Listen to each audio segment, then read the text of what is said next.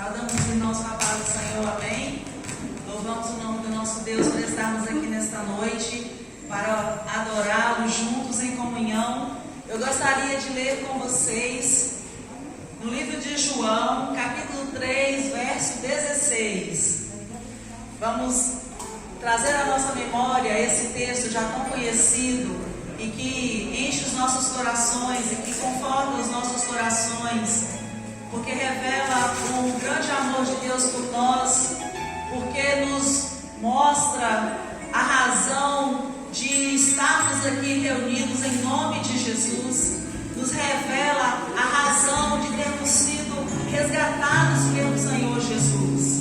Diz assim a palavra de Deus: porque Deus amou ao mundo de tal maneira que deu o seu Filho unigênito, para que todo o que crê não pereça, todo o que nele crê não pereça, mas tenha a vida eterna.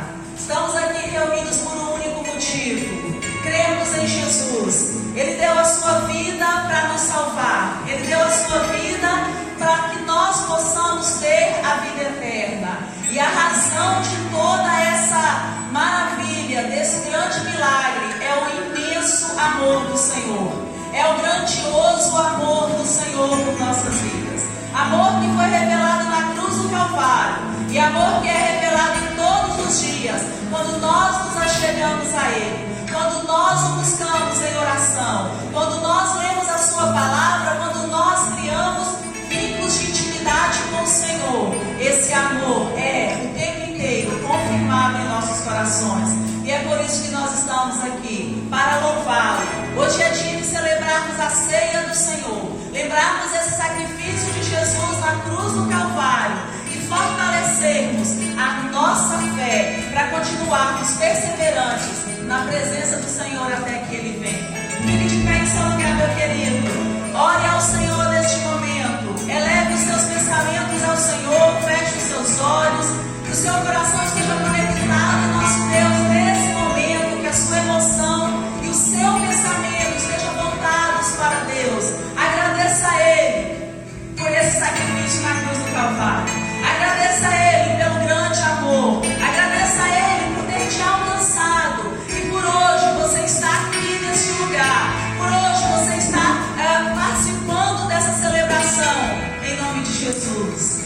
Pai, nós te adoramos. Pai, nós te agradecemos.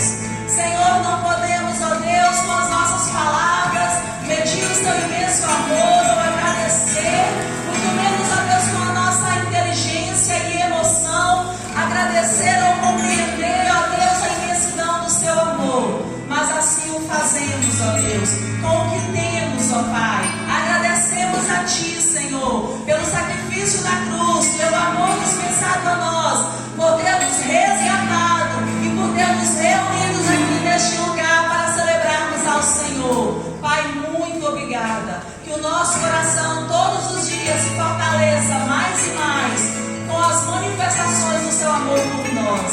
Senhor, em nome de Jesus. Obrigada. Glória a Deus. Vamos cantar ao Senhor e vamos celebrar este amor. Vamos dizer: Senhor, Senhor, nós te agradecemos. Este amor que nos alcançou, este amor que nos abraçou, este amor que veio até nós maravilhosamente. Nada nos separará do amor de Deus. Esse amor tão profundo e maravilhoso. Nada nos separará.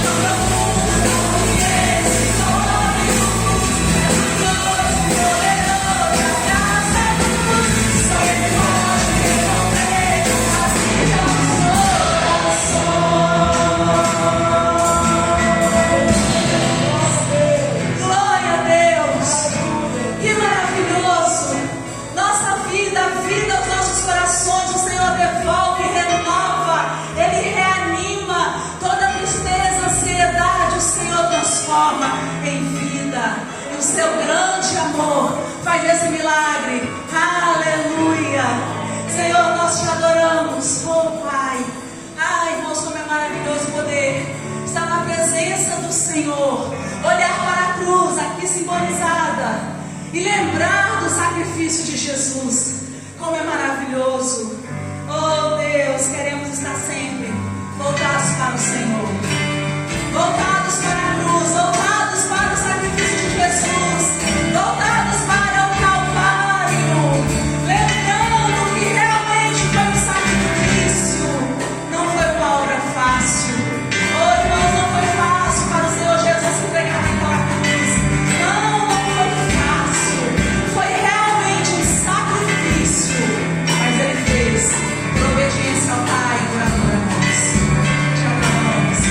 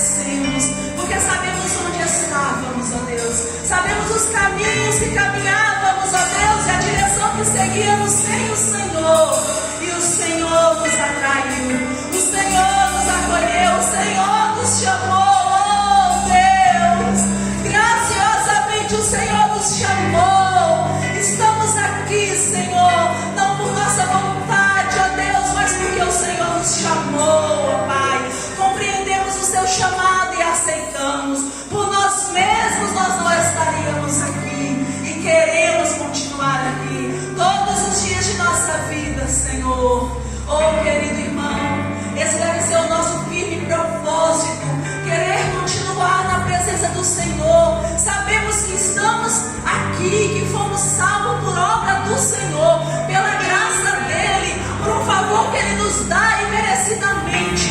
Mas nós precisamos todo o tempo dizer: eu quero estar aqui, Senhor, eu desejo estar aqui. A minha vontade é estar na Tua presença o tempo todo te servindo. O Senhor nos deu fôlego, o Senhor nos deu um novo fôlego. O Senhor é a nossa vida, o nosso respirar, a Tua palavra é o nosso alimento. E isso deve estar em todo o tempo confirmado em nosso coração. Oh Deus, te adoramos, Deus. Esse é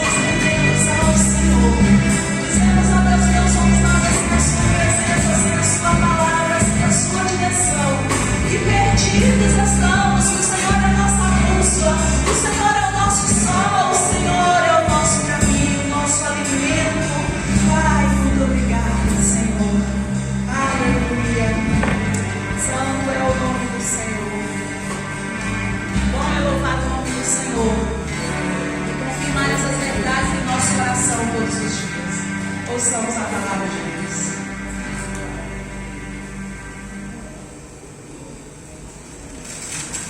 Meus irmãos, a paz do Senhor Jesus, amém? Vamos abrir as nossas Bíblias na primeira carta de Paulo aos Coríntios, capítulo 10. 1 aos Coríntios 10.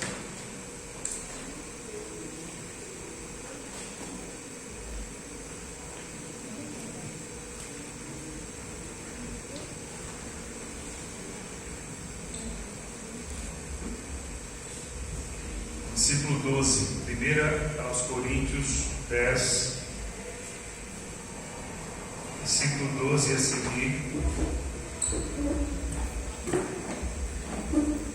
nos diz assim: aquele, pois, que pensa estar em pé, veja que não caia. Não vos sobreveio tentação que não fosse humana, mas Deus é fiel, e não permitirá que sejais tentados além das vossas forças. Pelo contrário, juntamente com a tentação, vos proverá livramento, de sorte que a possais suportar. Portanto, meus amados, fugir da idolatria. Amém. Vamos orar, que Deus Senhor que nos abençoe mais uma vez, ouvindo a palavra, falando aos nossos corações, nos ensinando, nos corrigindo, nos edificando, nos alertando quanto a tudo aquilo que Ele tem para nos ensinar. Faça essa oração nesse momento. Eu não sei o que você está pensando, se você está preocupado, se você está feliz, se você está angustiado, ansioso, mas nesse momento ore pedindo ao Senhor que abençoe por meio da palavra. E nesse momento você receba a palavra do Senhor, que o seu coração esteja aberto para receber aquilo que a palavra pode falar ao seu coração. Pai querido, nós te damos graças nesta noite por estarmos aqui. Obrigado pela tua palavra. Nesta hora pedimos que o Senhor fale aos nossos corações. Precisamos ser alimentados pela tua palavra, precisamos ser alcançados pelos teus ensinamentos. Abençoa-nos, fala a cada um de nós, conforme a tua vontade, de acordo com a necessidade que cada um de nós tem. Fala aos nossos corações, nós te pedimos, pela tua graça e misericórdia, sobre as nossas vidas, no nome de Jesus. Amém. Meus amados irmãos, o apóstolo Paulo está aqui ensinando esta igreja a viver uma vida efetivamente autêntica, real diante de Deus. E para isso não pode viver uma vida fictícia, uma vida só de palavras, uma vida só de nome. E para isso Paulo ele vai dizer aqui que aquelas pessoas que saíram do Egito e viveram no deserto, elas andaram ali vivendo tudo aquilo que Deus permitiu que vivesse, mas muitas delas não deram importância à vida com Deus, muitas delas negligenciaram tudo aquilo que Deus estava mostrando, tudo aquilo que era o propósito do Senhor, tudo aquilo que Deus estava fazendo, eles não deram muita importância. Viviam cada momento, cada circunstância, muitas vezes se queixando, muitas vezes reclamando, sem olhar o principal, sem olhar para o alvo, sem olhar para o que é mais importante. Então aquela gente, Deus abençoava aquelas pessoas, Deus fez aquele povo passar pelo mar vermelho, Deus supriu a necessidade daquela gente, mas aquela gente pecava contra o Senhor. Por mais que Deus abençoasse aquelas pessoas, por mais que Deus derramasse graças sobre elas, elas ainda assim murmuravam, ainda assim reclamavam, porque elas estavam preocupadas com a vida circunstancial, elas estavam preocupadas com as suas dificuldades, elas estavam preocupadas em desfrutar de uma vida terrena da maneira como queriam.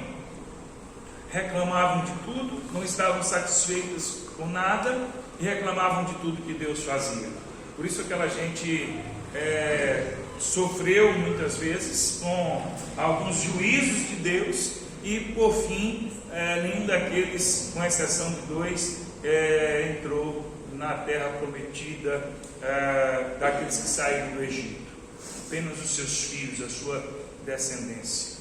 Ou seja, aquela gente experimentou tudo de Deus, mas não olhava para o Senhor, não se importava com aquilo que era realmente essencial.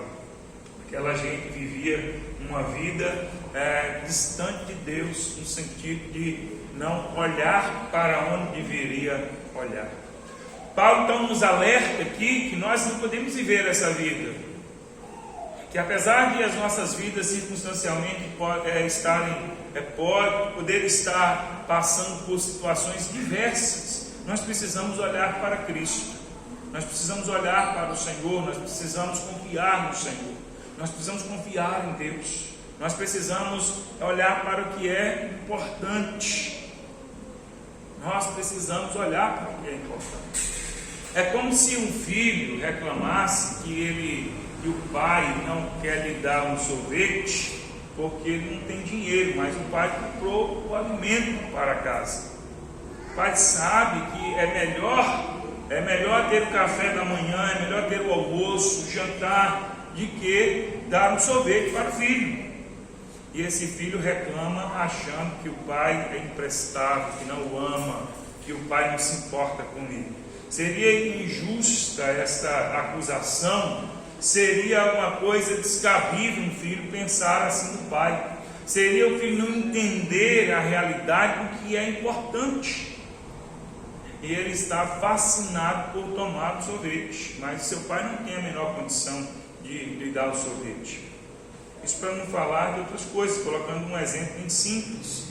Quantos filhos querem outras coisas? O celular da marca tal, a viagem não sei para onde, isso, aquilo, outro, e os pais não podem porque querem cuidar daquilo que é essencial, daquilo que é mais importante, e muitas vezes os filhos não entendem isso. Assim era aquele povo, e Paulo vai dizer assim: vocês precisam entender tudo aquilo que Deus faz conosco. O exemplo aqui não cabe para Deus no sentido de que Deus não pode nos dar. Não cabe, não é nesse sentido que eu estou fazendo aqui um paralelo, dando aqui esse exemplo. Não é que Deus não pode nos dar.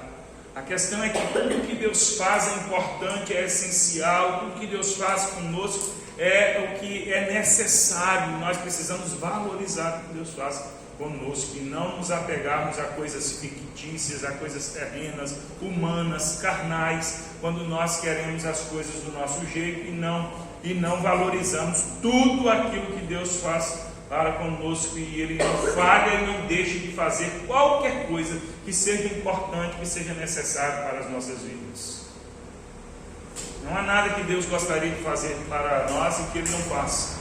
Não há nada que Deus saiba que é importante e necessário para as nossas vidas, que Ele esteja coçando atrás da orelha e dizendo assim: mas eu não posso fazer, eu não tenho condição de fazer. Deus é o Todo-Poderoso e pode fazer todas as coisas por nossas vidas, todas as coisas que são necessárias, todas as coisas que realmente são bênçãos para as nossas vidas. Por isso a gente tem que olhar para o Senhor e entender que Ele é Senhor sobre as nossas vidas e cuida das nossas vidas, é fiel para conosco. E nós não podemos viver como aquele povo lá no deserto. Não podemos viver desprezando aquilo que Deus faz e aquilo que Deus disponibiliza para nós, quando nós humanamente, carnalmente queremos outra vida, outras coisas. E por isso Paulo vai dizer aqui, nos diz que a gente deve ter cuidado de fugir da idolatria, porque qualquer coisa que foge disso, qualquer coisa, qualquer disparidade entre nós e Deus, qualquer coisa que entre nós e Deus há uma divergência, qualquer coisa que entre nós e Deus há uma discordância, e nós optamos por aquilo que nós desejamos, optamos por aquilo que nós pensamos, fazemos aquilo que nós desejamos, isso é idolatria. Porque nós estamos dizendo, o que eu penso é melhor, o que eu quero é melhor, o que eu desejo é melhor do que Deus, é melhor do que a vontade de Deus. A minha vontade é melhor que a vontade de Deus. O meu querer é melhor que o querer de Deus. O que eu quero fazer é uma opção melhor do que aquilo que Deus quer fazer na minha vida. O que eu quero para mim é muito melhor do que aquilo que Deus está me oferecendo.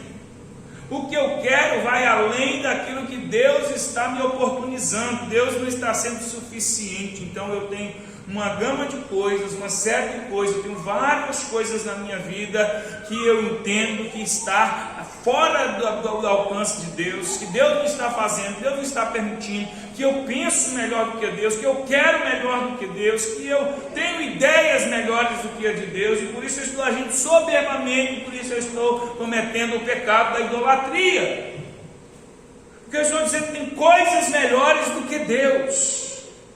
Tem coisas que me satisfazem mais do que o próprio Deus. Tem coisas que eu quero, que eu desejo mais do que aquilo que o próprio Deus está me oferecendo. E quando nós estamos pensando que idolatria é quando nós falamos de imagens e essas coisas, isso está mais do que ultrapassado. Quando eu digo ultrapassado, não é que não seja importante, não exista mais. É que nós crentes que assim, nós não cometemos o pecado da idolatria. Dia 12 de outubro, aqui nessa igreja nós comemoramos o aniversário do pastor, meu aniversário 12 de outubro. A gente não comemora a Senhora Aparecida, não. Claro, ninguém crente faz isso.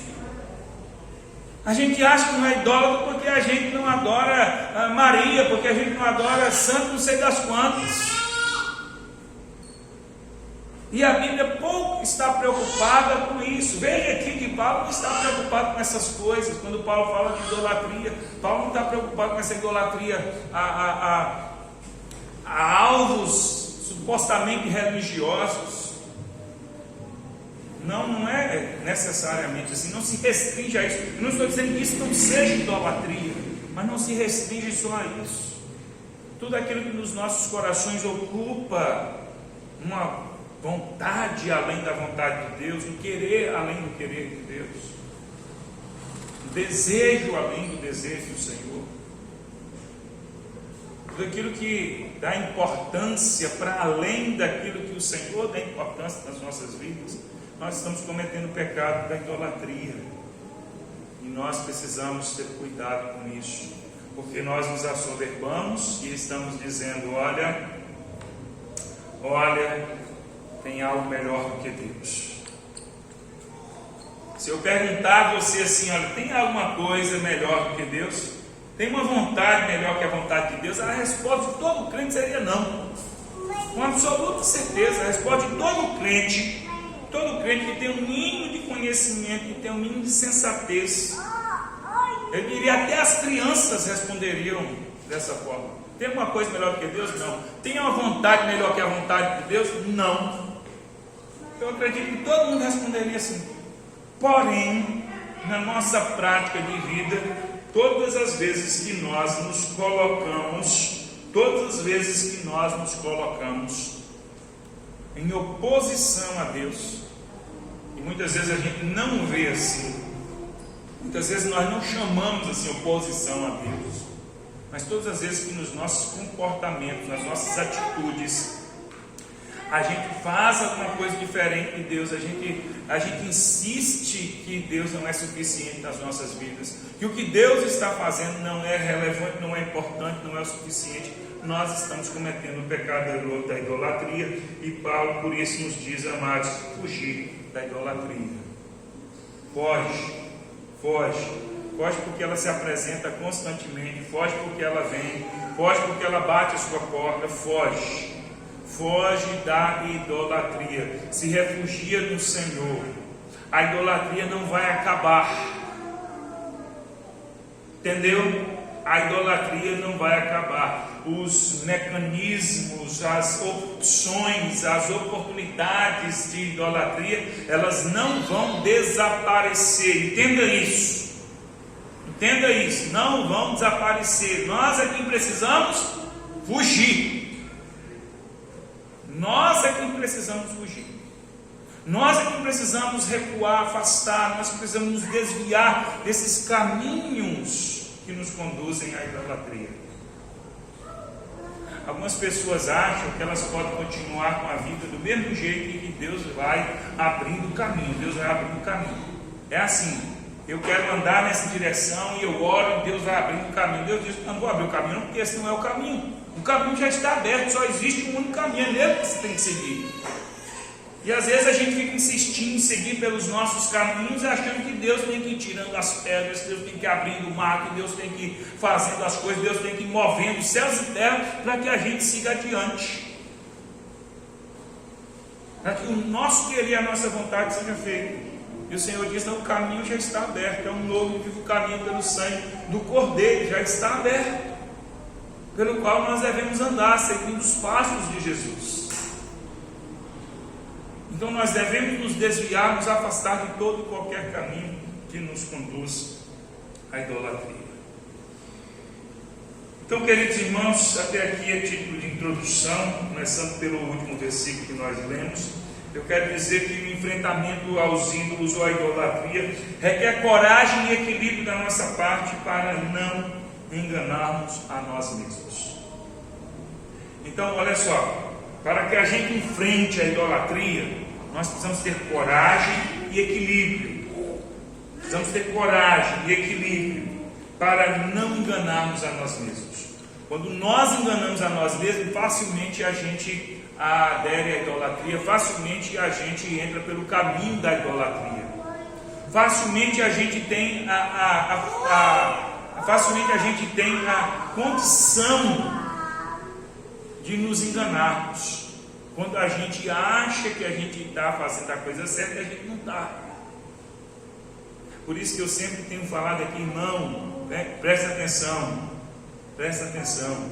Não seja juiz de si mesmo simplesmente. Não seja você mesmo seu único juiz. Não seja você mesmo seu único juiz. Por quê? Porque se você não se avaliar pela palavra de Deus, se você não se avaliar pela palavra de Deus, você corre o risco de se julgar errado. Ou seja, você olha no seu próprio espelho e você diz assim: eu estou bem. Mas você se olha no espelho da palavra, será que é isso que ela vai dizer para você? Você está bem? Então nós temos a facilidade enorme de nos enganar. E nós precisamos fugir disso, para que a gente não incorra no pecado da idolatria, da insatisfação com tudo aquilo que é de Deus, com tudo aquilo que Deus nos proporciona, com o próprio Deus agindo em nosso favor. Então nós devemos enfrentar isso, enfrentar a idolatria com coragem e equilíbrio, não enganando a nós mesmos. Eu quero colocar aqui rapidamente nesse texto alguns enganos que nós possivelmente podemos encontrar e que devemos nos alertar para não abraçarmos esses enganos, para não nos enganarmos dessa forma, para não aceitarmos esses enganos nas nossas vidas. São coisas simples, são coisas claras de se entender, mas que na prática nós costumamos errar, nós costumamos pecar, nós costumamos enfrentar Deus e achar que Deus não está fazendo do jeito certo, que Deus não está agindo. Não é à toa que a palavra de Deus nos ensina, nos mostra, não é à toa que Paulo está falando aqui. Se Paulo está nos alertando, é porque isso é algo necessário, é algo comum, é algo que nós estamos sujeitos a viver, a passar, a entender dessa forma, e por isso nós precisamos ser alertados. A primeira coisa, eu jamais cairia nesse pecado. Eu jamais cairia nesse pecado. Esse é o primeiro engano que a gente deve afastar, que a gente deve cuidar, para que a gente não caia nele. Entendeu? Quando você diz assim: eu jamais cairia nesse pecado, esse pecado não me pega, esse pecado não entra na minha vida, esse pecado não tem vez comigo, esse pecado eu não permito na minha vida, esse pecado não tem poder sobre a minha vida. Isso é mentira, isso é um engano. Paulo está dizendo aqui: aquele que pensa estar em pé, veja que não caia.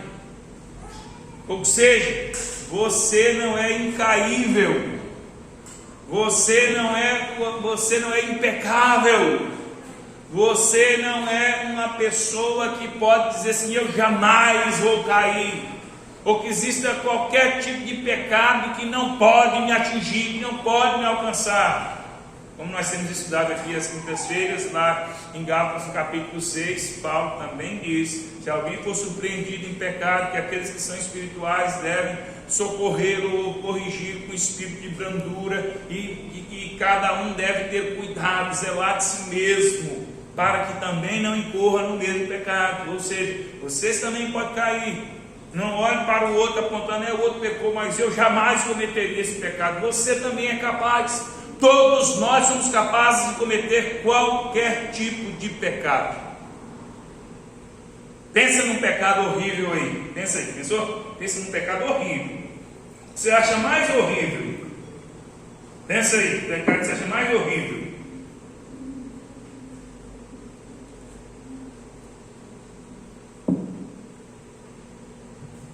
Pensou? Eu não vou nem falar para ninguém achar que eu estou sendo ofensivo, mas pense nos mais horríveis. Você seria capaz de cometer? Seria. Entendeu? O pecado mais horrível que você acha que um ser humano pode cometer, você seria capaz de cometer? Seria.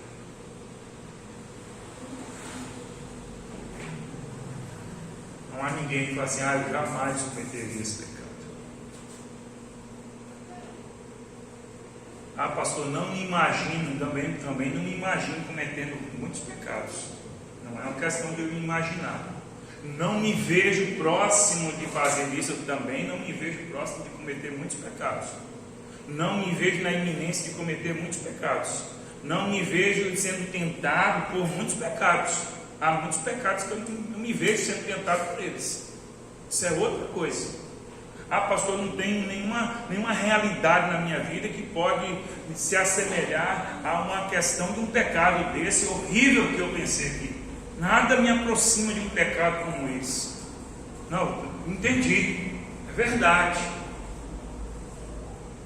Mas entender isso é uma coisa, entender que nós somos capazes de cometer qualquer tipo de pecado, ainda que a gente não esteja na iminência de cometer, ainda que a gente não esteja sendo tentado a cometer, ainda que a gente não viva num contexto que nos aproxima de cometer um pecado como esse, nós continuamos sendo capazes de ser tentados e até de cair num pecado, seja ele qual for, de qualquer natureza, de qualquer realidade. Então, o primeiro engano que a gente deve ter cuidado é isso. A gente fala assim: eu não sou idólatra. Esse é um pecado comum que muitos de nós cometem. E porque a gente acha que a gente não é capaz, e porque a gente acha que a gente não seria capaz, que a gente acha que não comete, a gente acaba cometendo, porque a gente não vigia. Porque a gente não se preocupa. Já viu quando você está preocupado com alguma coisa, quando você está alerta para alguma coisa, você vigia, você pensa, você se cerca de cuidados. Agora, quando é alguma coisa que você não está muito preocupado, você não vê muita possibilidade, você não fica em alerta, não é? Se você vai num lugar ou está num lugar onde você vê a possibilidade de pegar o coronavírus, você fica vigiando, você tem cuidado, você pensa melhor. Agora, se você está na sua casa e fala assim: será que eu vou pegar o coronavírus aqui dentro de casa, só eu e minha família? Você não tem os mesmos cuidados. Em relação ao pecado, todos nós podemos cometer qualquer tipo de pecado. Então nunca diga assim: eu jamais cairia nesse pecado. Cuidado, porque ao pensar assim, ao agir assim, você abre as portas principalmente ao maligno, para que ele fale assim: esse pecado aqui é o que eu tenho mais facilidade em me aproximar dessa pessoa, porque ela pensa que não cai, ela não está preocupada com esse pecado, ela não está vigiando, a respeito desse pecado. Então eu vou me aproximar dessa pessoa com esse pecado. É aí que ele vai te tentar. Cuidado, todos nós somos capazes de cometer qualquer tipo de pecado. A segunda coisa que eu quero colocar aqui é que o outro engano que a gente deve fugir dele, que a gente tem que ter cuidado para que ele não se instale no nosso coração, é: minha tentação é maior do que a dos outros. Veja o que Paulo diz. Paulo diz: não vos sobreveio tentação que não fosse humana. Não vos sobreveio tentação que não fosse humana. O que Paulo está querendo dizer com isso? Toda tentação que você tem é normal para a humanidade, normal para todo mundo. Não é nenhuma tentação sobre-humana, não é nenhuma tentação especial, não é nenhuma tentação diferente. Toda tentação, irmãos, que vocês têm passado, são tentações humanas, que acontecem em toda a humanidade, que acontecem para com todas as pessoas. E essa mania, como nós já temos falado tanto aqui, essa mania de nos acharmos especiais, de acharmos que a nossa situação é pior do que a dos outros, de acharmos que a nossa situação é maior do que a dos outros, de nos julgarmos especiais, de nos supervalorizarmos, isto é um engano terrível. Isto é um engano terrível, e algumas pessoas têm uma propensão maior que outras a isso, e devem tomar muito cuidado. Não há tentação que não seja humana. Então não diga: minha tentação é maior que a dos outros. Você é tentado igual a todo mundo, você enfrenta tentações igual a todo mundo. As tentações, elas estão para todos nós. Você pode enfrentar uma tentação diferente da do outro, diferente. Você pode ser mais tentado numa área do que outra, e aquele outro é tentado naquela área que você é menos, mas não é tanto naquela que você é mais. Mas todos nós somos tentados de todos os modos, com maior grau ou menor grau, em alguma coisa ou outra, mas todos nós somos tentados, e ninguém pode dizer assim: minha tentação é maior do que a tentação dos outros. Isso é um engano. É um engano. Isso é vaidade. Isso é vaidade, meus irmãos. Mas ninguém passou pelo que eu passei, e você sabe que o outro passa. Mas ninguém sofreu o que eu sofri. Não, sua tentação não é maior do que a de ninguém, não. São pessoas que querem se julgar especiais. Você não conhece a minha luta, você não sabe o que eu passo, o meu sofrimento.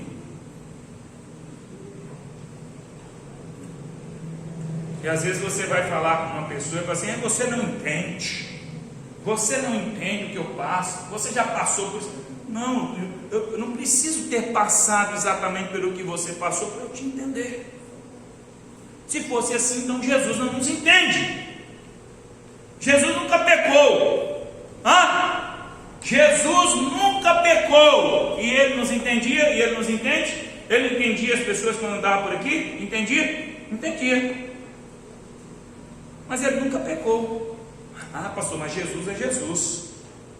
Jesus tornou homem, e ele entendia perfeitamente as pessoas sem precisar ter pecado. Eu não preciso pecar, eu não preciso passar pela mesma provação, pela mesma tentação que você, para que eu te entenda.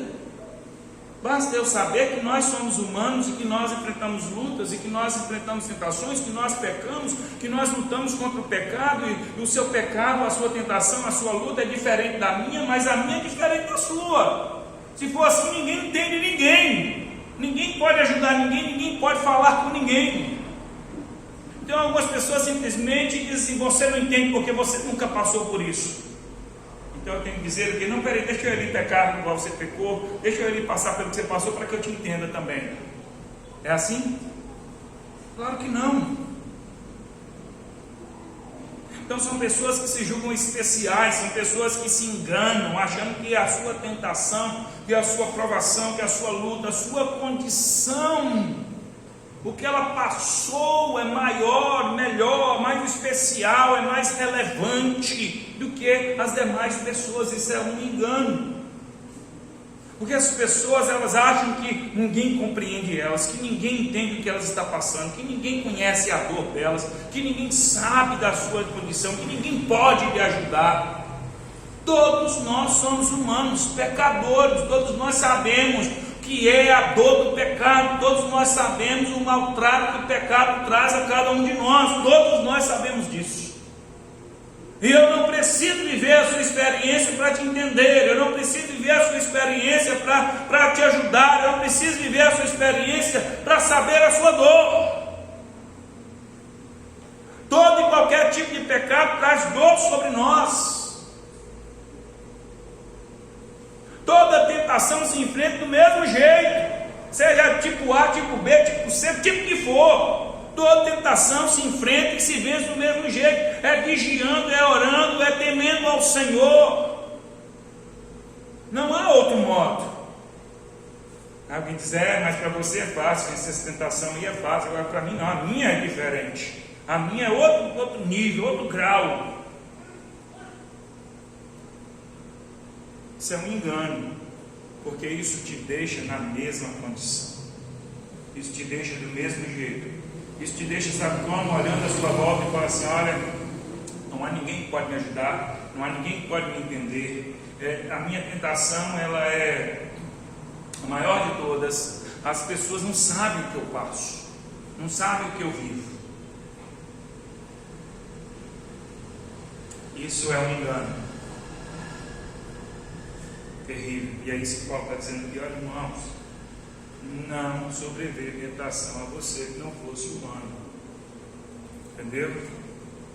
É o que Pedro diz lá na primeira carta, no capítulo 5, que provações igual à sua, todo mundo está enfrentando, a irmandade toda está enfrentando, espalhada pela face da terra. Todo mundo está enfrentando as lutas, as batalhas, as dificuldades, todo mundo está enfrentando. De um jeito ou de outro, não nos enganemos. A terceira coisa, o terceiro engano que eu preciso afastar do meu coração é: Deus me abandonou. Deus me abandonou. Normalmente a gente não formula essa questão, Deus me abandonou, mas a gente acha que Deus está em silêncio, Deus não me respondeu, Deus demorou. E a palavra de Deus aqui nos diz assim, olha, mas Deus é fiel. Não sobreveio tentação que não fosse humana, mas Deus é fiel e não permitirá que sejais tentado além das vossas forças. Deus é fiel. Sabe o que é isso? Deus não muda, Ele é fiel. Ele está sempre conosco, Ele nunca nos abandona.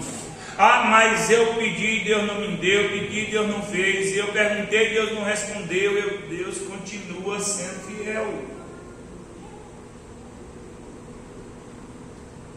A gente acha que a gente faz alguma coisa, ou fala alguma coisa com Deus, e as coisas têm que acontecer do nosso jeito, do nosso tempo, da nossa forma. Eu preciso acreditar, preciso viver na certeza de que Deus é fiel. É fiel. E aquilo que Ele prometeu, Ele vai cumprir. Deus jamais vai nos abandonar. Deus jamais vai deixar de nos ouvir. Deus jamais vai deixar de estar presente nas nossas vidas. Mas eu não estou sentindo, eu não estou entendendo. Isso aí é um problema seu. Quando eu digo é um problema seu, não é fique com o seu problema, é um problema que você está tendo. É um problema que você precisa resolver, porque você quer adequar Deus ao seu jeito. Não, para eu entender que Deus é fiel, eu tenho que sentir alguma coisa, eu tenho que entender isso, não basta Ele falar que é fiel que vai cumprir suas promessas, não basta. Está vendo como é que é a idolatria? Não basta. Você sabe que Deus é fiel, amém? Tem alguém aqui que acha que Deus não é fiel? Tem alguém que acha que Deus não é fiel? Graças a Deus não tem ninguém. E graças a Deus Ele é fiel. Mas quando você questiona as ações de Deus, isso é idolatria.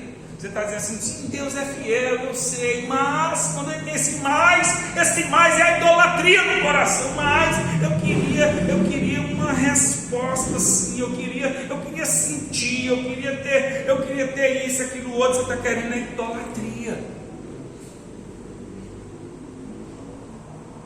Deus é fiel e às vezes a gente está passando por uma provação, sendo tentado, e eu gostaria de ver alguma coisa, gostaria de sentir alguma coisa, eu gostaria de ter uma palavra de Deus, eu gostaria de algo mais, mas eu preciso me firmar no fato, na verdade, de que Deus é fiel. Se Ele falou alguma coisa ou não falou, se eu senti ou não senti, se eu vi ou não vi, se está acontecendo alguma coisa de um jeito ou de outro, eu não sei, isso não é relevante. O mais relevante, importante e suficiente é que Deus é fiel e Ele cumpre as suas promessas na minha vida. E eu não vou cometer o pecado da idolatria de ficar aqui e dizer assim, Deus é fiel, mas bem que Ele poderia fazer alguma coisa assim, bem que Ele poderia me ouvir, bem que Ele poderia fazer do meu jeito. Ou seja, Deus é fiel, mas Ele não sabe muito bem o que está fazendo. Deus é fiel, mas Ele precisa de uns conselhos meus. Ele poderia ouvir uns conselhos meus. Ou seja, eu adoro a Deus, mas eu adoro muito assim o meu jeito, o que eu penso. Eu gosto muito de Deus, acredito, mas acredito muito no que eu penso, acredito muito no meu jeito, acredito muito nas coisas, acredito muito no que eu sinto. Eu confio no Senhor, mas se tivesse uma coisa, se tivesse assim uma coisa para eu ver e acreditar mais ainda, isso é idolatria. É o que Paulo está falando, nossa, foge da idolatria. Entendeu? Deus é fiel. Deus é fiel, Deus não te abandonou. Deus é fiel, não importa o que você esteja sentindo, o que você está vendo, o que você está, as suas emoções, Deus continua sendo fiel. Enquanto você achar que Deus tem que agir do seu jeito, você vai estar cometendo o pecado da idolatria e você está perdendo a oportunidade de usufruir de tudo aquilo que Deus tem proporcionado a você. Você está fazendo como as pessoas lá no deserto, que não valorizavam tudo aquilo que Deus fazia e cometia pecados de idolatria, de rebeldia, e Deus mandou juízo sobre eles, muitas pragas, muitos morreram. Depois você lê aqui o contexto aqui do que Paulo está falando. Aquele povo experimentou muita coisa de Deus, mas cometeu o pecado da idolatria. A quarta coisa que eu quero falar: nós precisamos enfrentar a idolatria, não nos enganando, achando que Deus não me livrou. Deus não me livrou. Está constatado, Deus não me livrou. Por que a gente pensa assim?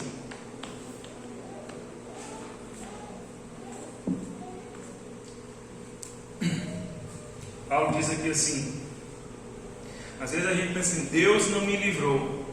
Eu orei, eu passei pela tentação, mas Ele não me livrou. Deus não me livrou. Isso é um engano.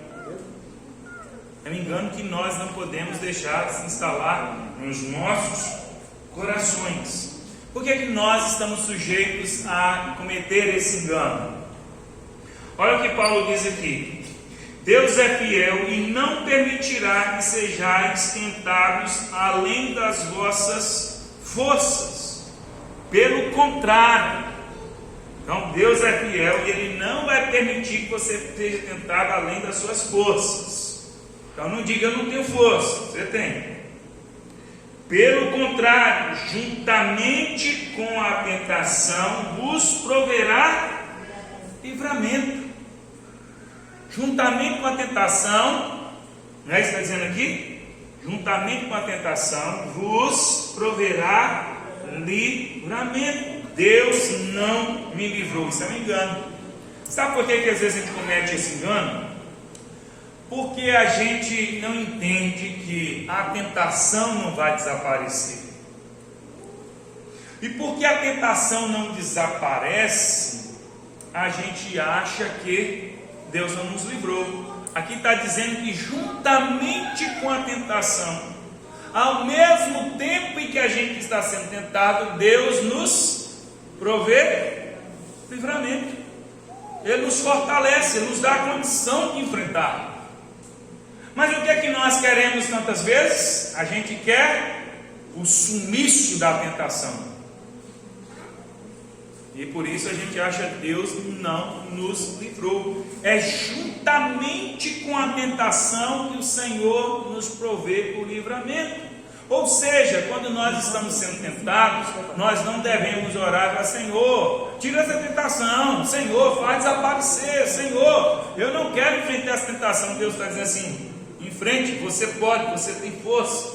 Eu não permitirei que você seja tentado além das suas forças. Então você tem total condição de enfrentar, e é junto à tentação que eu te dou a capacidade de se libertar, de se livrar, de passar por essa tentação.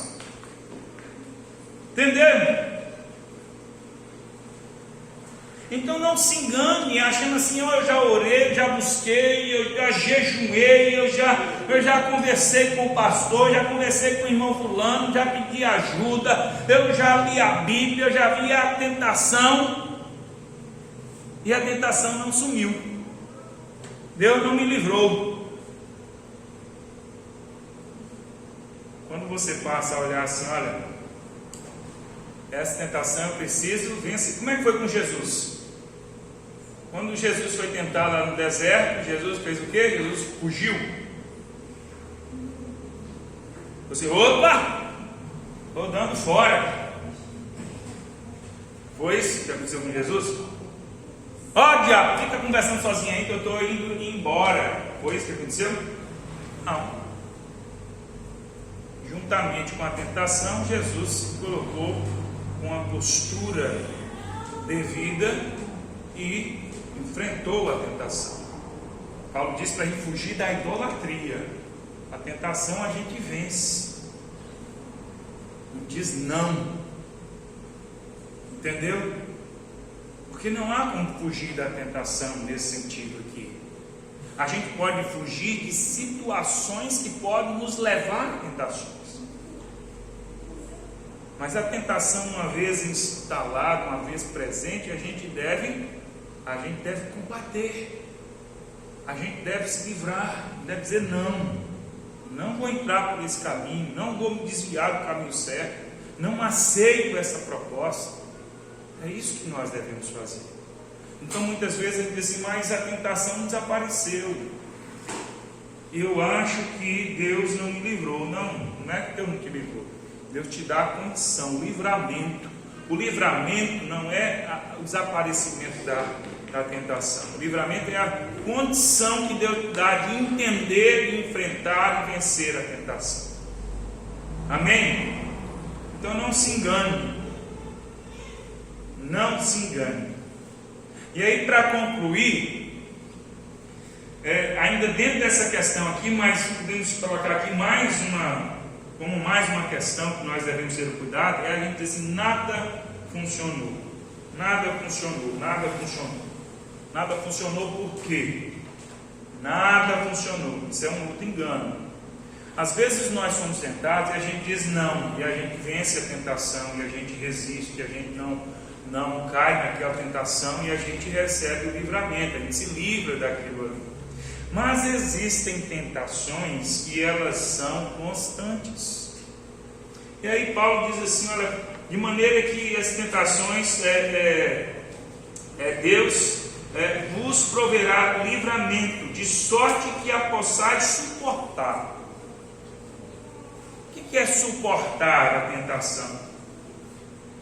Suportar aqui nos faz entender um outro nível de enfrentamento.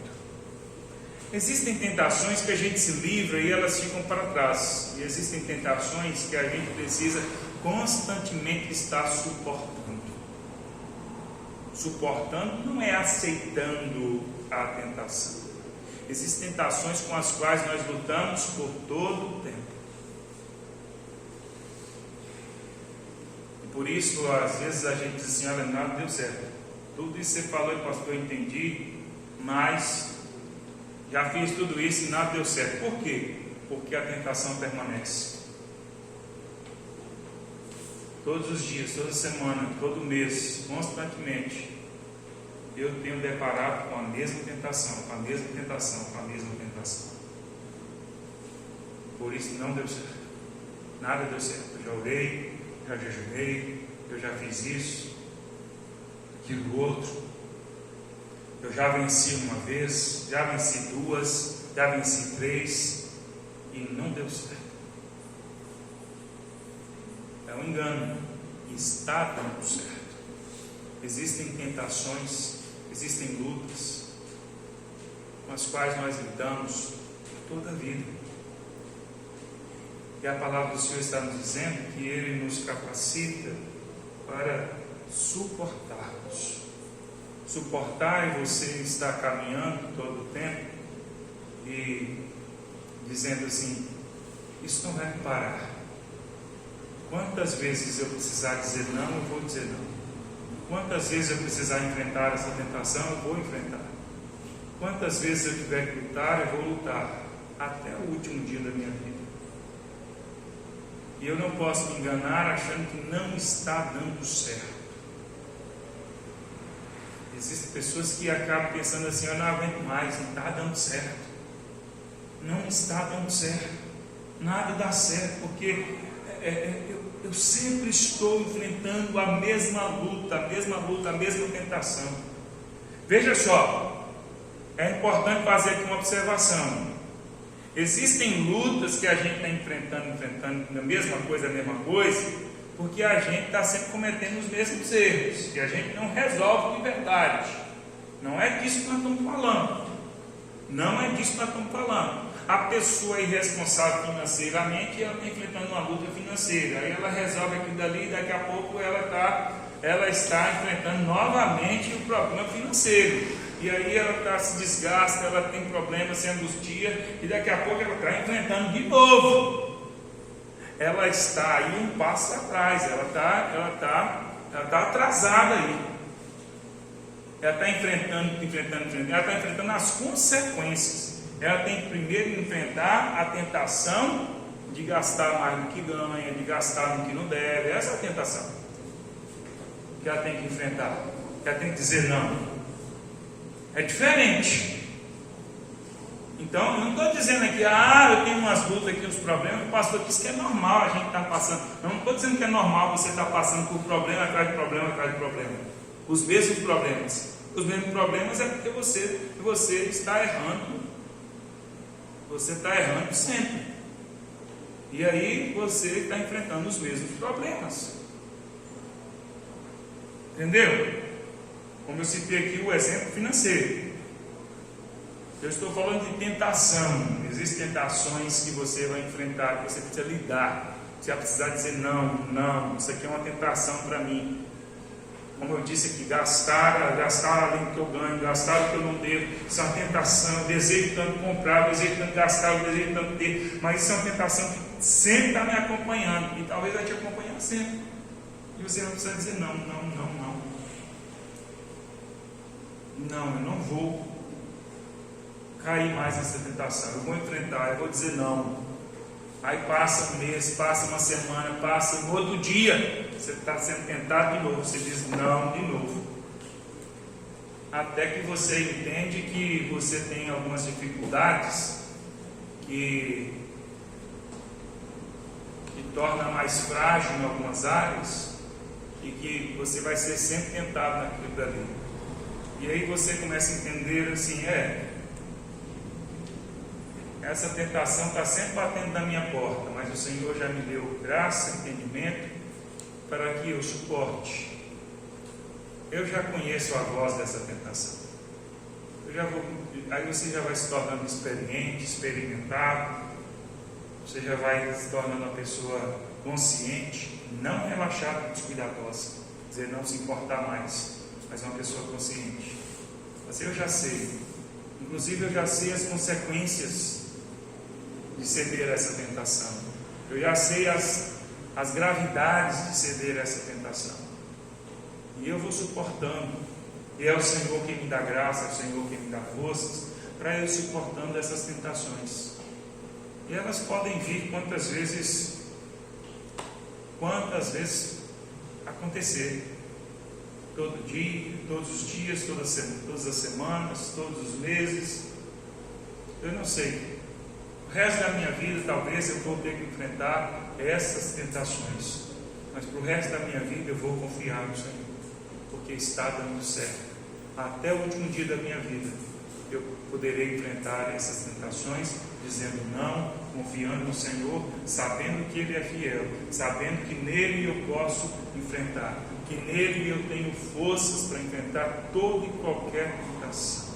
Eu não vou me enganar, eu não vou ceder à idolatria, achando que Deus não é o bastante, não é o suficiente, que a vontade dele não é boa, achando que as minhas ideias são melhores que a do Senhor. Eu não vou ceder à tentação achando que eu preciso de algo mais daquilo que Deus tem me dado. Eu não vou ceder à tentação da idolatria, de servir a mim mesmo e aos outros e a tantas outras coisas, e não fechar com o Senhor e entender que Ele é fiel, suficiente, poderoso para cuidar da minha vida. Então, queridos irmãos, cuidemos disso. Enfrentemos os ídolos com coragem, com equilíbrio, para não enganarmos a nós mesmos. Então você está passando por alguma dificuldade, alguma luta, afasta o engano do seu coração. Não diga, eu jamais cairia nesse pecado. Não brinque com o pecado. Não brinque com as tentações. Não coloque essas limitações. Nunca pense que a sua tentação é maior que a dos outros.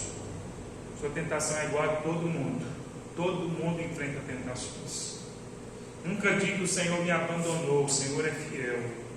Não acredite que Deus não te livrou, porque Ele te dá toda a condição de livramento. Nunca pense que nada deu certo, porque está dando certo. Se nós estamos caminhando é porque está dando certo. Para concluir, hoje nós vamos celebrar a ceia. A ceia é um testemunho de que está dando certo. Nós já falamos aqui tantas vezes. A ceia é um testemunho de que está dando certo. A ceia é quando nós testemunhamos: Senhor, eis-me aqui. Eu não sou perfeito, nós somos pecadores, mas está dando certo, estou caminhando. Eu continuo caminhando, eu continuo servindo ao Senhor, eu continuo na Tua presença. Eu não sou perfeito, mas os meus pecados têm sido lavados no sangue do Cordeiro. O Senhor tem me redimido. Está dando certo. As tentações vêm, Senhor, e eu tenho enfrentado. Ou quando eu caio na tentação, eu me levanto, me ergo e continuo, me arrependo, confesso os meus pecados e continuo. Quando nós comemos do pão e tomamos do cálice, nós estamos testemunhando isso. Nós não estamos pregando perfeição. A ceia não é um testemunho de perfeição. A ceia é um testemunho de perseverança. A ceia não é um testemunho de impecabilidade.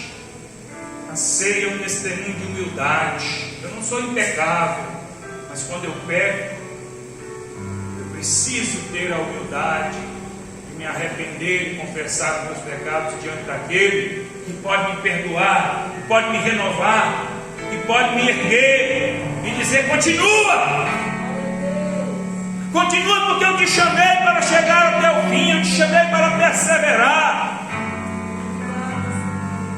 Você não é perfeito, mas a perfeição te espera. Continua, venha. A ceia é esse testemunho. A ceia não é o testemunho de que eu mereço, eu mereço ser crente, que eu mereço tomar do cálice, comer do pão. A ceia não é o testemunho de que eu mereço ser cristão. A ceia é a confissão de que pela graça Ele nos chamou, Ele nos escolheu, Ele nos redimiu. E que pela sua graça nós aqui estamos, não somos dignos. A ceia é esse testemunho. A ceia não é o testemunho de que eu sou melhor do que você, de que eu estou além de você. A ceia é o testemunho de que nós estamos juntos, de que nós somos um só corpo, de que nós somos pessoas diferentes, temos tentações diferentes, temos lutas diferentes, mas nós somos um só corpo, estamos no mesmo caminho, temos o mesmo alvo, o mesmo propósito. Isso que nós estamos testemunhando. Eu espero que você, como Paulo vai nos dizer aqui na própria carta aos Coríntios que nós lemos, cada um participe da ceia dignamente, servindo o corpo de Cristo. Dignamente não é impecável, dignamente não é perfeito, dignamente é entendendo tudo isso que nós falamos aqui, dignamente é entendendo, é pela graça que eu estou aqui. Dignamente entendendo, eu estou aqui celebrando a ceia para dizer diante de Deus dos homens, eu estou aqui, Senhor, eu continuo, está dando certo, o sacrifício do Senhor está dando certo na minha vida, e haverá de dar, e dará por toda a eternidade. Eu estou aqui testemunhando isso, que nada pode me separar do amor de Deus que está em Cristo Jesus, que Ele é fiel para comigo, e eu estarei nos caminhos dele todos os dias. É isso, meus irmãos. É isso que nós iremos testemunhar. Põe-se de pé no seu lugar. Vamos orar.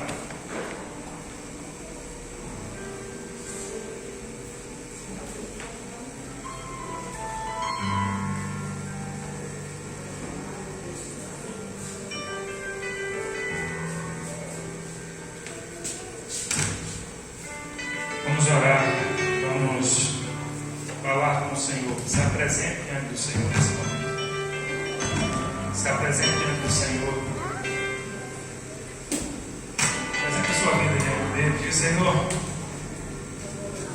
minha vida está dando certo. Pela tua graça, minha vida está dando certo. O sacrifício do Senhor não foi em vão. Está dando certo, eu estou aqui, caminhando, perseverando, enfrentando as tentações. Está dando certo. O sacrifício de Jesus está dando muito certo na minha vida. Muito certo mesmo, graças a Ele. Totalmente certo. Maravilhosamente certo. E é isso que nós estamos testemunhando. A Ele seja a honra, a glória e a adoração.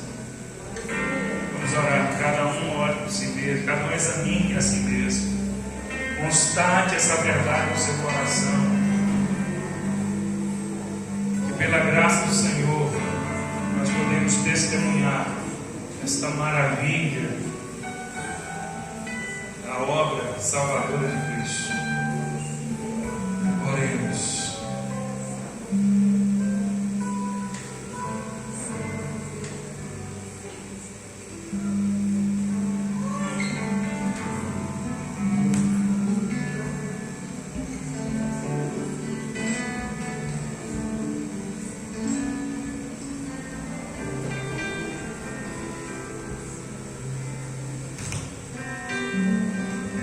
Pai Santo, eis-nos aqui nesta noite. Nós te damos graças pelas misericórdias do Senhor. Aqui estamos. Obrigado por nos sustentar, nos guardar. Obrigado por prover para nós tudo, exatamente tudo que necessitamos.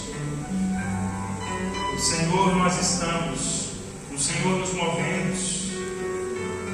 Perseverantemente continuaremos, Senhor, porque sabemos que o sacrifício de Jesus não foi em vão.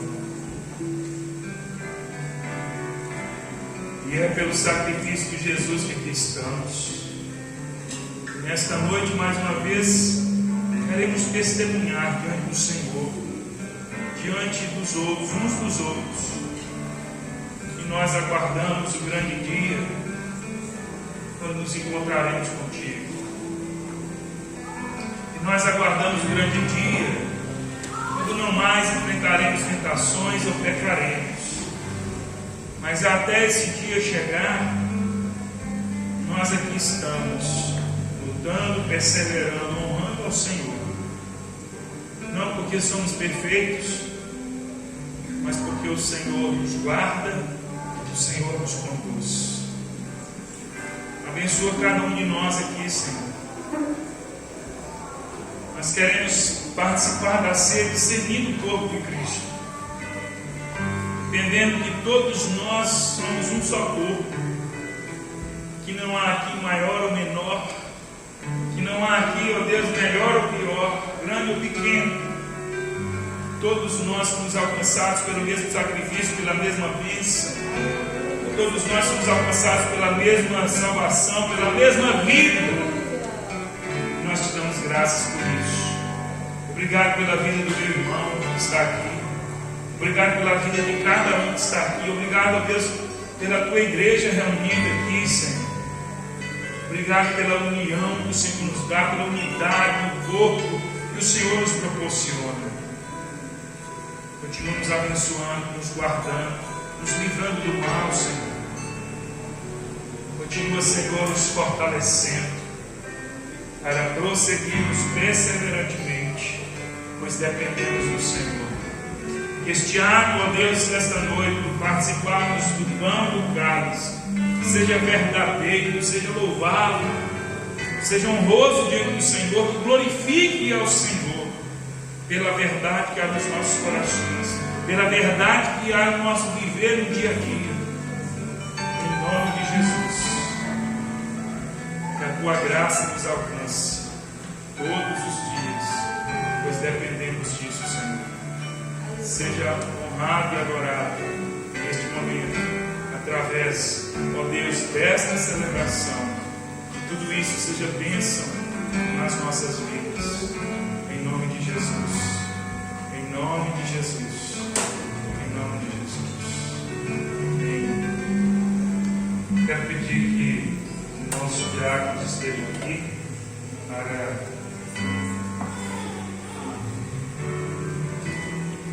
distribuir o pão e o cálice. Para nós o pão é pão, o vinho é vinho. Não contém nem se transforma no corpo ou no sangue de Cristo. Não há poderes nos elementos da ceia. A palavra do Senhor nos diz para celebrarmos a ceia em memória de Cristo. Não é para nos trazer qualquer poder ou qualquer bênção através dos elementos da ceia. Há poder na nossa obediência, há poder, a bênção no nosso entendimento. E em obediência e entendimento nós celebramos a ceia do Senhor. Todo aquele que é batizado em nome do Pai, do Filho e do Espírito Santo, está em comunhão com Cristo, participa da comunhão, celebração da ceia, em nome de Jesus. Amém? Os irmãos vão receber o pão.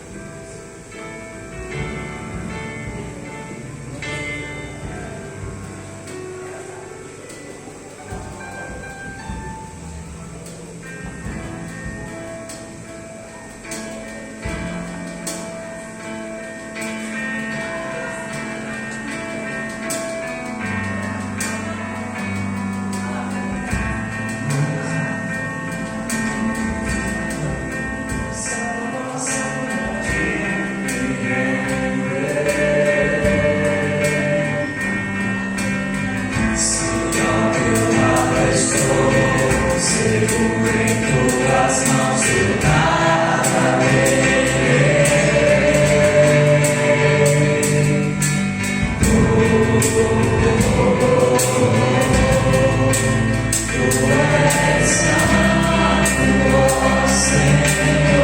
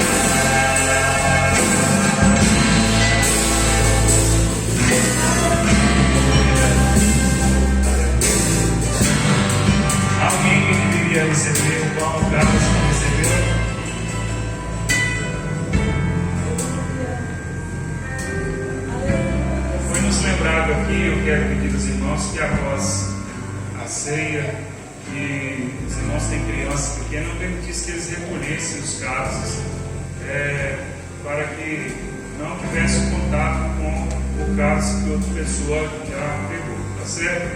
Os irmãos têm crianças, peço que não recolham os cálices. Pode deixar aí no banco mesmo e depois a gente recolhe. Amém? Graças ao Senhor. A palavra do Senhor nos diz, então, que o Senhor Jesus compartilhou o pão com os seus discípulos, mostrando assim o seu propósito de se entregar na cruz e aquilo que ele haveria de fazer e representaria uma entrega por todos aqueles que haveriam de crer. Ele levou sobre si os nossos pecados, ele levou sobre si as nossas dores. Ao assumir o nosso lugar na cruz, Jesus assumiu o senhorio das nossas vidas como igreja. Ao participarmos do pão, nós estamos dizendo: nós somos um só povo com aquele que foi sacrificado na cruz. Participemos do pão.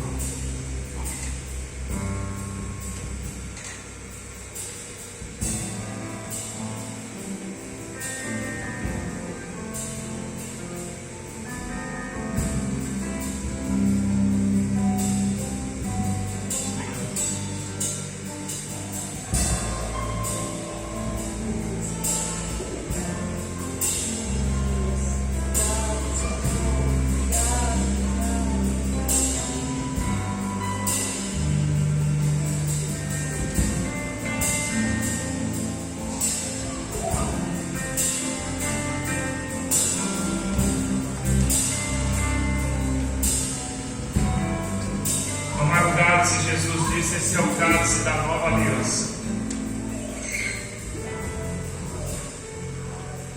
Quem não beber desse cálice não tem vida em si mesmo. Não se trata do elemento da ceia que nos proporciona vida, mas quem não estiver em Cristo, que não tiver a vida de Cristo, que não crer em Jesus, na vida em Cristo, não tem vida verdadeira. Vida verdadeira é só em Jesus. Por isso, ao bebermos o cálice, nós estamos testemunhando que a vida verdadeira não é outra senão a que nós temos em Cristo, proporcionada pelo sacrifício na cruz. Nós que estávamos condenados à perdição eterna, Ele nos deu vida, vida e abundância, vida por meio do seu sacrifício. Ele derramou na cruz o seu sangue, a sua vida, para que nós pudéssemos viver. Participemos do cálice para a glória de Cristo.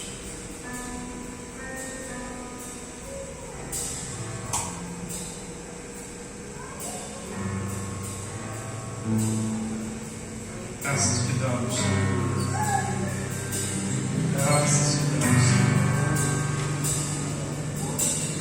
Obrigado, Senhor. Obrigado, Senhor. Vamos cantar o cântico que estaremos encerrando. Deus enviou o seu Filho amado. Enquanto cantamos, você que trouxe sua contribuição, traga com honra e alegria ao Senhor nosso Deus. O Senhor nos enviou o seu Filho amado. Nele estamos até o fim. Nem a morte pode nos separar desta graça. Obedecer